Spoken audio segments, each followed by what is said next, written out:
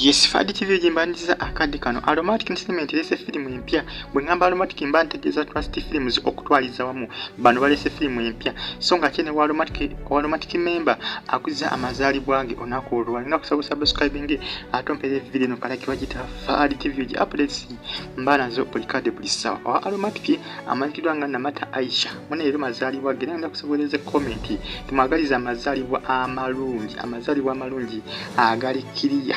tumagaliza amazaalibwa amalungi manyi bisesinga omuntu wabakuza amazaalibwa ge kiba kyetaaga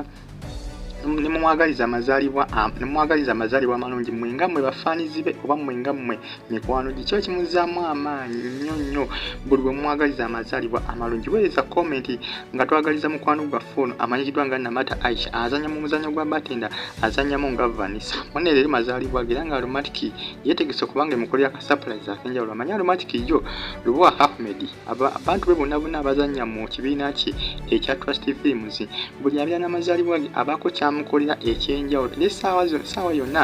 Lubowa Ahmed kwamba subiza okubaako kyakolera mwana muwala Vanessa Namata Aisha azanya muzannyo gwa batenda nga Vanessa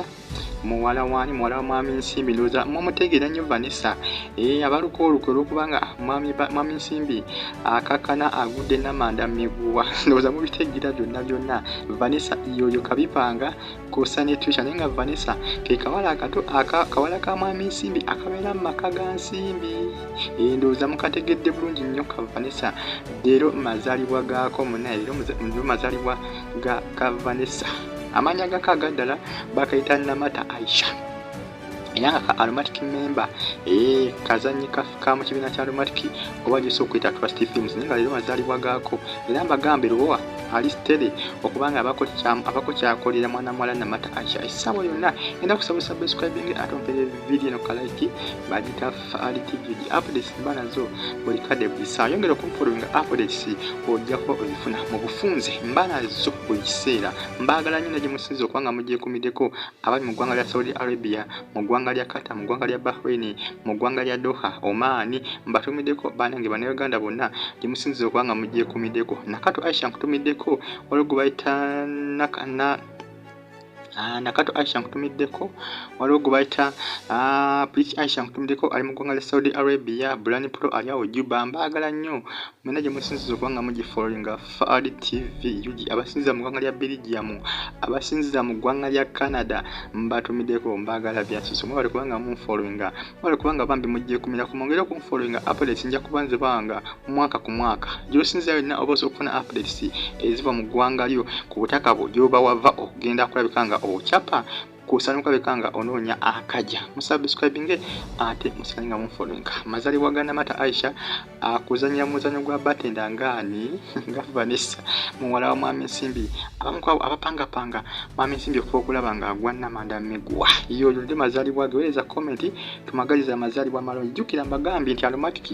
Erese filimu empya isaawa negenda kubeetandika Bagiyiitta Climax era nga bagamba Trust Films presents Climax starts on 9th September 2022 etandika nga mwenda omwezi ogw'omwenda 2022 okuva ku Monday paka olwokutaano ssaawa 2:45 Ezekiel temusiba Aromatic egenda kuba ebayiwa mu filimu empya baaba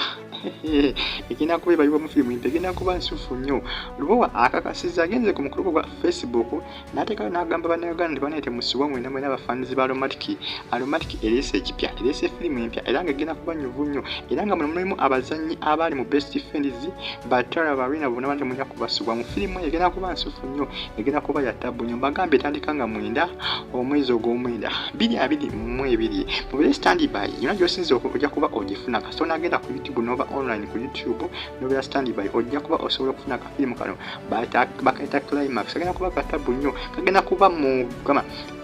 bagenda kuba kazanya mu ngeri nga Best Friends wamulaba engeri gyali atambulamu ate kagenda kuba kasuufu nnyo n'okusinga ate ku Best Friends olw'ensonga nti bongeddemu abazannyi envuunula bipya bongeddemu abazannyi abapya abakambwe ate nga n'abazannyi abali mu Best Friends ogenda kubasanga mu kano ka sinema ke bayita Climax temena kamisi nga kagenda kuba katabu nnyo kagenda kuba kanyuvu nnyo era nga Lubowa ategeezezza nti ebyokuyiga bingi nnyo n'ebisanyusa mu firimu eno Bagiyiitta Climax ebyokuyiga bingi nnyo mu firimu eno temulina kugimisinga, temulina kugisiba. Anti Lubowa yakikuttemu, Lubowa yakikuttemu. Ndowooza Lubowa mumumanyi ebibye bw'abikwatamu biba kwalaali biba malembe. Oba ojja kusangamu ebyokuyiga okunyumirwa ate ziteeka ku bunkenke. Firimu zino muzimanyi. Sijja kuba nnyonnyola naye nga temulina kusubwa mubire standby ate musubscribinge wano ku Fad TV ate sigala nga onfollowinga buli lunaku nja kuba nkubanga updates. Si subscribe onyige ne kade. Buli lwonyiga kade oba ojja kufuna notification nga ntaddeyo video wano ku Fad TV. Sigala nga onfollowinga updates ojja kuba ozifuna mu bujjuvu mbanazo buli kiseera buli kati. Aromatic Erese ekipya bakayita Climax katandika nga 9 September 2022 kuva ku Monday paka Friday sawa 2:45 ezekiro. Temulina kamisinga mubire standby musubscribe ku Fad TV. Updates nze nkyazibawa nja kuba nzibawa omwaka ku mwaka, wiki ku wiki, buli lunaku, buli ssaawa. Subscribe mbatumiddeko abasinziza mu ggwanga lya Saudi Arabia, mu ggwanga lya Qatar, mu ggwanga lya Abu Dhabi, mu ggwanga lya Oman okubanga munfollowinga Bagiyiitta Fad TV. Gisigala munfollowinga updates ojja kuba ozifuna. Mubire bulungi, tumitinge mu video enabezeeko.